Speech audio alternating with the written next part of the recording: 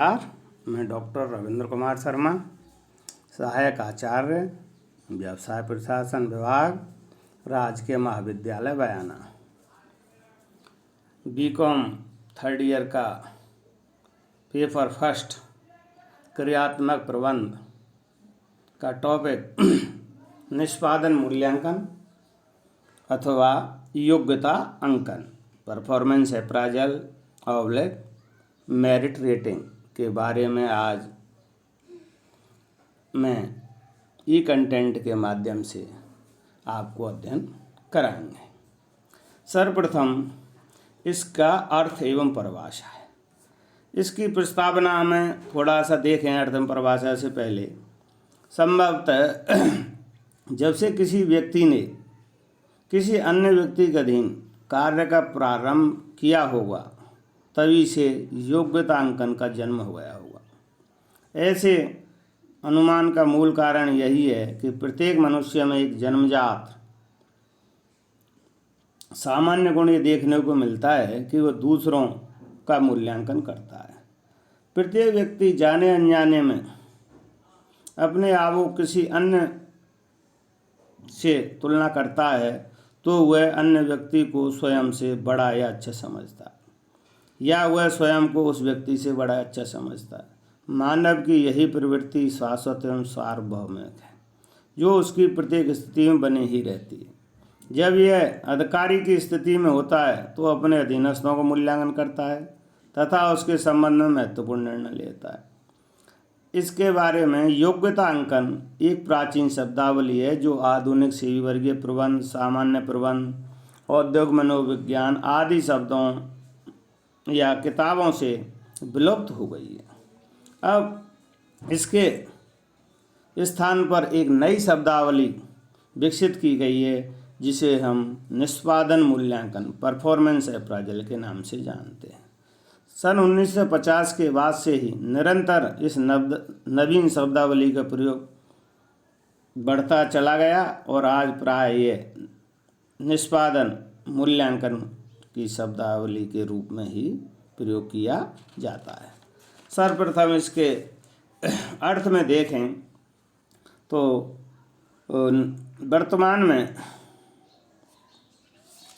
वर्तमान में योग्यता अंकन को निष्पादन मूल्यांकन शब्द के समानार्थक अर्थ में प्रयोग किया जाता है। इसको वास्तविक व्यापक अर्थ में परिभाषित किया जाता है। निष्पादन मूल्यांकन की कुछ निम्नलिखित परिभाषाएं दी हैं। फिलिपो के अनुसार निष्पादन मूल्यांकन किसी कर्मचारी का उसके वर्तमान कार्य के संबंध में तथा उच्चतर कार्य के लिए उसकी क्षमताओं का व्यवस्थित, आवर्ती तथा मानवीय ढंग से यथासंभव निष्पक्ष मूल्यांकन है। दूसरे विद्वान DLS बीच के अनुसार निष्पादन मूल्यांकन किसी व्यक्ति का कार्य निष्पादन के संदर्भ में तथा उसके भावी विकास की संभावनाओं के संदर्भ में उसका व्यवस्थित मूल्यांकन है। अब संक्षेप में हम इस निष्कर्ष के रूप में कह सकते हैं कि निष्पादन मूल्यांकन अथवा योग्यता अंकन वह प्रक्रिया है जिसके द्वारा किसी संस्था के कर्मचारियों की योग्यताओं, उसकी क्षमताओं या उनके अंतः शक्तियों पोटेंशियल्स की किसी कार्य के निष्पादन के लिए उपयोगिता को जानने के लिए मूल्यांकन किया जाता है तथा इससे प्राप्त सूचनाओं के आधार पर कर्मचारियों के चयन, प्रशिक्षण, पदोन्नति, स्थानांतरण तथा वेतन निर्धारण आदि से संबंधित निर्णय किए जाते हैं। अतः हम कह सकते हैं कि निष्पादन मूल्यांकन में योग्यता अंकन भी सम्मिलित है। व्यक्तिगत योग्यताओं से ही निष्पादन संभव है। अतः निष्पादन मूल्यांकन में योग्यताओं का मूल्यांकन स्वतः ही सम्मिलित हो जाता है। अतः ये दोनों शब्द समानार्थक शब्द हैं। इसके बाद इसमें इसका महत्व है। निष्पादन मूल्यांकन या योग्यता अंकन का किसी भी संस्था में अथवा किसी व्यावसायिक उपक्रम में क्या महत्व है, ये समझाया गया, निम्नलिखित बिंदुओं से के द्वारा समझाया गया है। सर्वप्रथम है नियुक्ति की पुष्टि, कर्मचारी के नियुक्ति की पुष्टि। योग्यता अंकन की आवश्यकता सर्वप्रथम नियोग्यता की पुष्टि करने के लिए ही होती है। सामान्यतः चयन एवं परीक्षण के बाद कार्य पर प्रथम नियुक्ति परवीक्षाधीन आधार पर ही होती है। परवीक्षण काल में कर्मचारी का मूल्यांकन करके यह ज्ञात किया जाता है कि वास्तविक कार्य परिस्थितियों के उपयुक्त है अथवा नहीं। अतः अगर वो उपयुक्त, उसकी योग्यता अच्छे निष्पादन उचित लगता है तो वो उसको आगे कन्फर्म कर देते हैं। दूसरा है इसका महत्व, सही स्थान पर नियुक्ति। योग्यता अंकन के द्वारा अधिकारी अपने अधीनस्थों की विशेषताओं एवं विशिष्ट रुचियों को ज्ञात कर सकते हैं। इससे उन्हें अपने अधीनस्थों को सही स्थान पर नियुक्त करने में सुविधा होती है।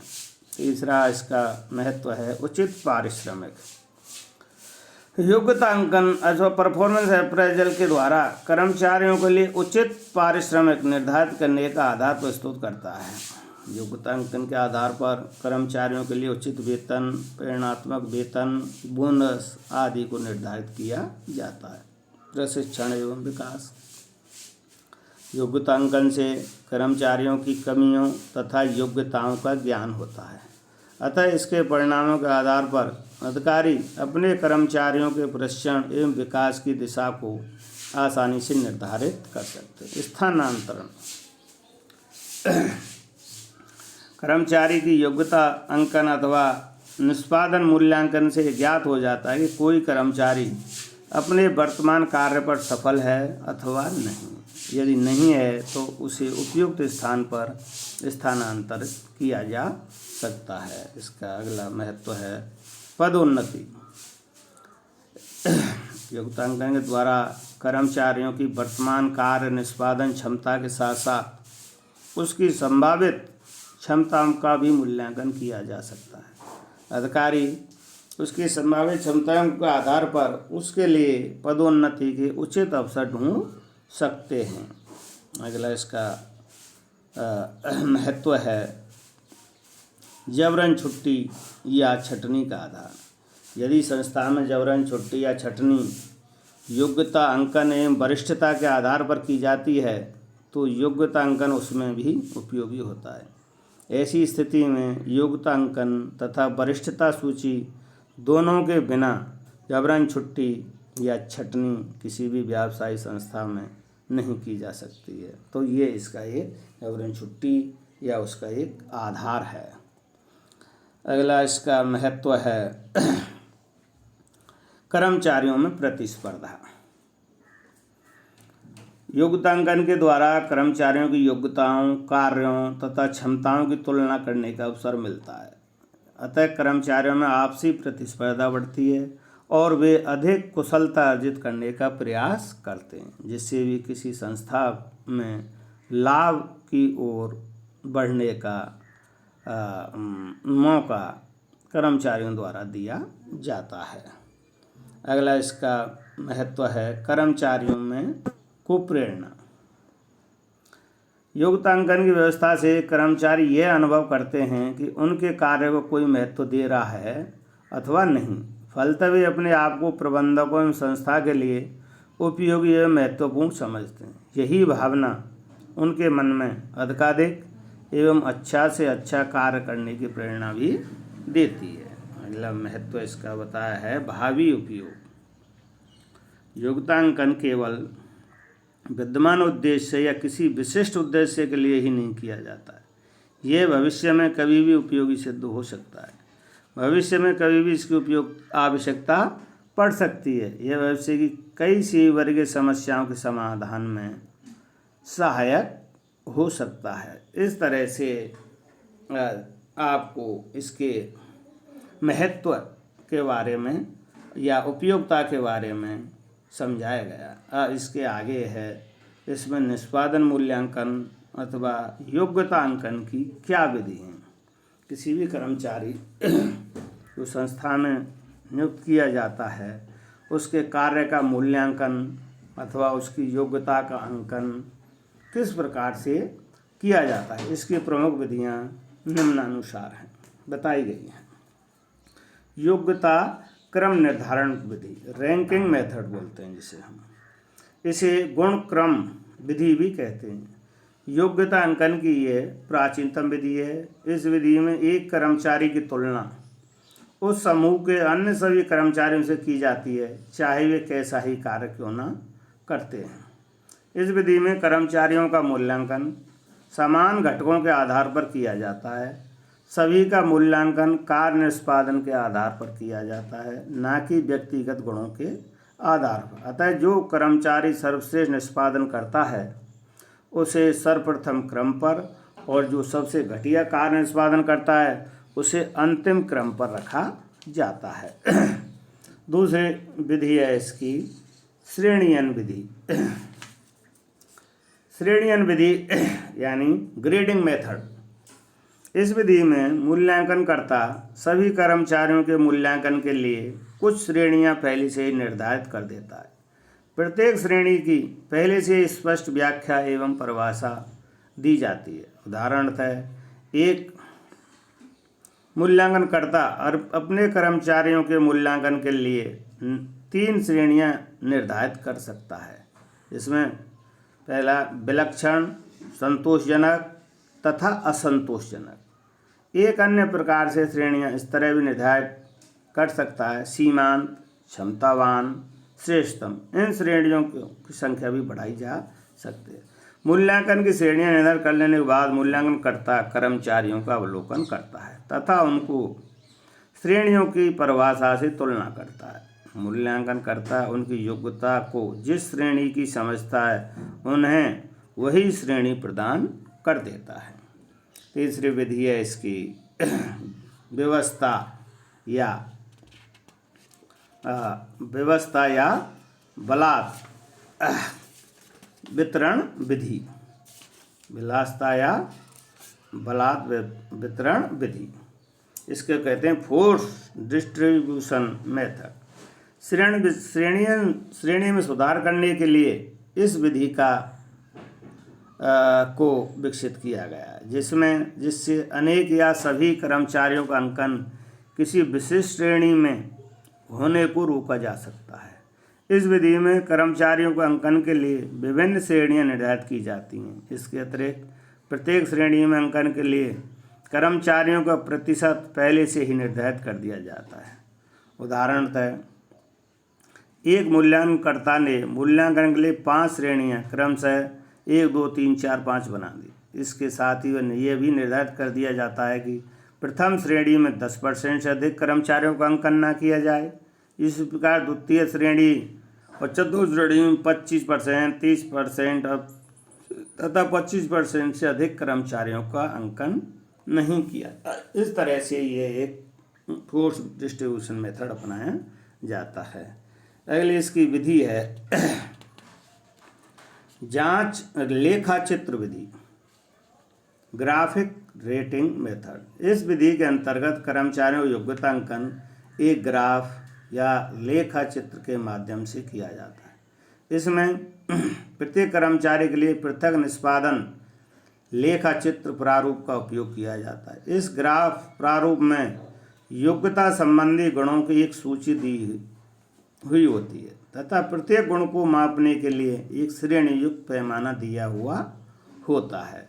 इस तरह से यह विधि काम में ली जाती है। अगली विधि है इसकी जांच सूची विधि, चेकलिस्ट मेथड। इस विधि के अंतर्गत मूल्यांकनकर्ता कर्मचारी की योग्यता का मूल्यांकन नहीं करता है, बल्कि वह उसकी योग्यताओं के संबंध में एक प्रतिवेदन प्रस्तुत करता है। इस प्रतिवेदन के आधार पर सेवर्ग विभाग उस कर्मचारी की योग्यता का मूल्यांकन करता है। इस विधि में सर्वप्रथम एक प्रश्न सूची तैयार की जाती है। इस प्रश्न सूची में कर्मचारी एवं उसके कार्य व्यवहार के गुण संबंधी अनेक प्रश्न होते हैं और मूल्यांकनकर्ता इन प्रश्नों का उत्तर संबंधित कर्मचारी की योग्यता को ध्यान में रखते हुए हाँ या ना में देता है। हाँ या ना लिखने के लिए प्रश्न सूची के प्रत्येक प्रश्न के सामने जगह बनी रहती है। अगली विधि है इसकी महत्वपूर्ण घटना विधि। महत्वपूर्ण घटना विधि, इस विधि के अंतर्गत कौन सी है ये महत्वपूर्ण घटना विधि। महत्वपूर्ण घटना विधि में कर्मचारी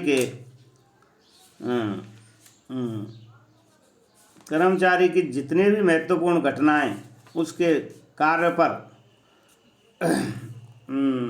उत्पन्न होती हैं, उन घटनाओं की एक सूची तैयार की जाती है जो किसी भी कार्य की सफलता एवं असफलता को प्रभावित कर सकती है।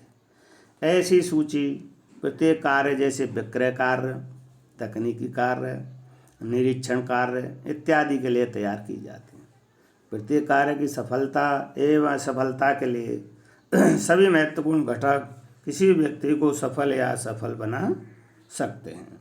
अगली विधि है इसकी गोपनीय प्रतिवेदन विधि, कॉन्फिडेंशियल रिपोर्ट मेथड। कर्मचारियों के योग्यतांकन की ये बहुप्रचलित विधि है जिसे गोपनीय प्रतिवेदन विधि कहा जाता है। इस विधि में कर्मचारी का निकटस्थ अधिकारी अपने अधीनस्थ कर्मचारी कार्यों, योग्यता एवं व्यवहार के संबंध में अनेक महत्वपूर्ण बातों को प्रकट करता है। गोपनीय प्रतिवेदन प्रारूप सरकारी एवं गैर सरकारी संगठनों में भिन्न भिन्न हो सकता है। सामान्यतः गवर्नमेंट में प्रत्येक साल के अंत में ACR एनुअल कॉन्फिडेंशियल रिपोर्ट उसके निकटतम अधिकारी द्वारा भरी जाती है। अगली विधि है इसकी स्व उद्देश्य प्रबंध विधि, मैनेजमेंट बाय ऑब्जेक्टिव्स मेथड। इस विधि के में इस विधि का आविष्कार पीटर एफ ड्रकर द्वारा किया गया है। स्वोद्देश्य प्रबंध में निष्पादन उद्देश्य या प्रमाप अधिकारियों से परामर्श करके अधीनस्थों द्वारा निर्धारित किए जाते हैं। ऐसे उद्देश्य संस्थागत, विभागीय एवं प्रत्येक स्तर के हो सकते हैं। इस तरह से ये निम्नलिखित 10 विधियाँ आपको ये निष्पादन मूल्यांकन की बताई गई हैं। इसके आगे है क्या भाई, इन विधियों में निष्पादन मूल्यांकन की विधियों में कुछ निम्नलिखित समस्याएं अथवा इसकी कुछ सीमाएं हैं। तो इन सीमाओं के क्या क्या समस्याएं और सीमाएं उत्पन्न होती हैं निष्पादन मूल्यांकन में किसी भी कर्मचारी के बारे में। तो सबसे पहला इसका बिंदु है मानवीय मूल्यों के बिना मानव योग्यता का मूल्यांकन। योग्यतांकन की सभी विधियों में कर्मचारियों की योग्यता कार्य निष्पादन क्षमता का मूल्यांकन किया जाता है। इन विधियों में से किसी भी व्यक्ति के मानव मूल्यों का मूल्यांकन करने का प्रयास नहीं किया जाता है। दूसरा इसका है दोष या सीमाएं या समस्याएं कह सकते हैं, प्रभाव मंडल या महिमा प्रभाव, हेलो इफेक्ट के नाम से जाना जाता है। सामान्यतः योग्यतांकन की सभी विधियों में मूल्यांकनकर्ता के प्रभाव मंडल या महिमा का प्रभाव देखने को मिलता है। दूसरे शब्दों में मूल्यांकनकर्ता के मस्तिष्क में जिस गुण विशेष का सर्वाधिक महत्व होता है वह उसी गुण को कर्मचारी के मूल्यांकन का सर्वाधिक महत्वपूर्ण आधार मान लेता है तथा उसके अन्य गुण गौण हो जाते हैं। ये इसका हेलो इफेक्ट एक इसकी समस्या है, दोष है। तीसरा है इसकी समस्याएं और सीमाओं में छिद्रान्वेषी प्रभाव, हाइपर क्रिटिक इफेक्ट। कुछ अधिकारी मूल्यांकन करते समय निष्पादन एवं योग्यताओं को देखने के स्थान पर कर्मचारियों की कमियों को ढूंढते हैं। वे इन्हीं कमियों को ध्यान में रखते हुए कर्मचारियों का मूल्यांकन करते हैं, अतः मूल्यांकन ठीक नहीं हो पाता है। अगला इसका दोष अथवा सीमा है व्यक्तिगत संपर्क या पक्षपात। कई अधिकारी कर्मचारियों के प्रत्येक प्रत्यक्ष संपर्क में होते हैं। परिणामतः वे कुछ कर्मचारियों से सकारात्मक रूप से प्रभावित होते हैं, जबकि कुछ अन्य से प्रतिकूल रूप से प्रभावित होते हैं। ऐसे में मूल्यांकन में पक्षपात होना स्वाभाविक है। अगला इसका दोष या समस्या है उद्देश्यों की भिन्नता। जब मूल्यांकन के उद्देश्य भिन्न भिन्न होते हैं तो परिणाम भी भिन्न भिन्न आ जाते हैं। व्यवहार में कई बार ऐसा होता है, उदाहरणतः एक मूल्यांकनकर्ता अपने कर्मचारियों का मूल्यांकन उनके वेतन वृद्धि, पदोन्नति आदि उद्देश्यों से करता है तो वह उनका अधिक ऊंचा मूल्यांकन कर देता है ताकि उन्हें लाभ मिल सके। इस तरह से ये इसकी समस्याएं अथवा दोष पाए। अतः आज निष्पादन मूल्यांकन और योग्यता परफॉर्मेंस अप्राइजल एवं योग्यता अंकन का टॉपिक ई कंटेंट के माध्यम से आज आपको पढ़ाया गया है। धन्यवाद।